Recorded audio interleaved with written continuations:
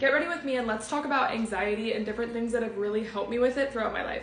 So I've dealt with anxiety and a panic disorder my whole life, and I feel like there's just some parts to it that nobody really talks about. The biggest one just being the amount of people that don't understand anxiety or mental health issues in general. I feel like people think it's so normalized, but it's really not at all. It's talked about so much in the media, but the amount of people in my day-to-day life that were raised thinking that mental health issues and anxiety and depression and stuff like that is just not real is actually insane. I can't even begin to describe the amount of strain that this has put on friendships, relationships, my relationship with my family, especially when I was a kid and didn't know how to regulate my emotions as much, and I didn't know how to cope with my panic attacks and everything as much. It's just so difficult to explain how you're feeling to someone who doesn't deal with it at all. One thing that I have kind of a harder time talking about is the amount of things that it prevents me from doing. More specifically, the fact that I haven't been able to drive in about 3 years and I'm 22 years old. It's almost embarrassing. But I didn't even start driving until I was 18 years old because I'd been in 6 car accidents as a kid, so obviously I was having some major anxiety about that. And when I finally did start driving, I got into my 7th car accident by myself and it was really bad.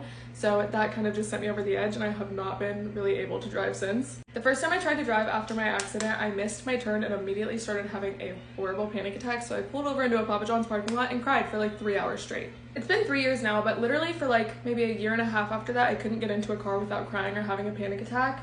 And now it's gotten so much better, but I still am literally watching the rearview mirror the whole time, making sure that nobody comes up behind us to hit us. That's just one example of a huge trigger for me. I wanted to kind of talk about some of the things that have helped me through that and just through my other general anxiety and panic attacks. Number one, I started working out regularly. I know that everybody says this, but it really does release those natural endorphins or whatever that just generally make you happier. And it sounds weird, but it really helps tiring myself out during the day by working out and walking and all that stuff, because when I lay my head down at night, I just go to sleep. I'm not sitting there like overthinking and getting myself worked up. I just am tired. Another thing that's really helped me is just finding like random hobbies. I started doing crocheting and beaded embroidery, and for some reason, like just keeping my mind busy helps my anxiety so much. I also got my own dog about 3 years ago, which is definitely not something I'd recommend for everybody because I feel like for some people it'd make them more anxious and stressed out, but for me it was the best decision I ever could have made.